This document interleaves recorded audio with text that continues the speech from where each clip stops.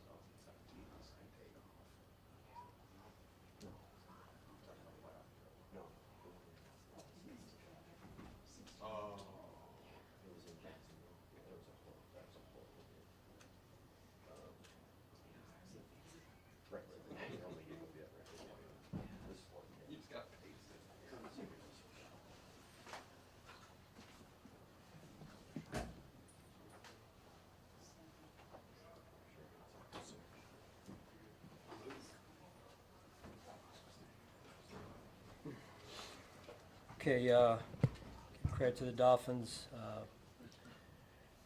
We didn't play well enough today, and didn't play a complimentary game. We came out, started slow. I think we had 4 or 5 3-and-outs there in the first half. Picked it up a little bit in the second half, turned the ball over. Defensively, I thought we did some good things, and then we gave up 2 big runs towards the end there. So a lot to work on, a lot to improve, so we learned from it.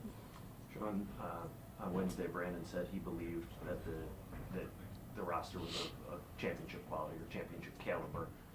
After a performance like that, what is your confidence level that is indeed the case? I love these players. I do. I love the guys in that locker room. Why do you think, and a couple of the guys mentioned coming out flat, for lack of a better term, or maybe just not ready at the start the way they needed to be? Given where you guys are in the standings in the playoff race, where they are, quite frankly, at 2-7, how does that happen against a team like that, knowing the situation that you guys are in? Well, it's a week-to-week league. You got to bring your A game every week. We talk about that a lot. We really do, and we work our tails off during the week to come out, to your point, and play better and coach better and perform better overall. It didn't happen. You had said during the week that you had liked the attitude that you had seen, particularly from the bye week to now, that you had seen an improvement in that regard. Do you feel like that took a step backwards today? Yes. Yep. Coach, you always talk about, it starts up front, battle of the line of scrimmage. What were your observations of the line of scrimmage battle? And it's not that, Jay, it's not that the guys weren't trying out there. That's not what I'm saying, and that's not what I was alluding to before the bye. It's come out and control the game early and play a certain way with a certain style, and we didn't do that today. And so that's why we got the result we got, especially in the first half, and then we're chasing the game. They were in control of the game for the first half, and then in the second half we were chasing the game, which is a hard way to play. And I thought we made some plays in the second half, not enough. And then we turned the ball over 3 times. It's tough to win in the NFL when you turn the ball over 3 times. So I want to make sure you understand the context of what I was saying. Line of scrimmage is what you talk about a lot. It starts up front. Just what were your observations on both sides of the ball there at the line of scrimmage today? Yeah, they got the run game going early and wanted to control the game, and I thought then we calmed it down a little bit in the second quarter and beyond, and then 8 minutes to go, I think roughly they have 16 points. It's second down and I believe 7, second 6, second 7, something like that, and they pop a run, and then pretty much the game was over after that. So I thought the defense battled. We lose Landon there and playing DQ out at end a little bit to help us. Got some guys banged up, but no excuses. We battled. Those guys were battling. Then, like I said, I think we were down 10 at that point, and then they popped the run. So just trying to get the ball back. So it looked like we had somebody in the hole right there, and he's elusive. A-Shane, give him credit. What did you make of Josh's day? I made some Josh-style plays. I mean, he made some amazing plays, which he does. Just overall as an offense, it's never one person. Just getting off to a faster start, in a rhythm, controlling the line of scrimmage, being a 2-dimensional offense. So got to look at the tape, but just moving the chains. Got to move the chains in order to keep the defense off the field. I think we had the ball 5 or 6 times in the first half.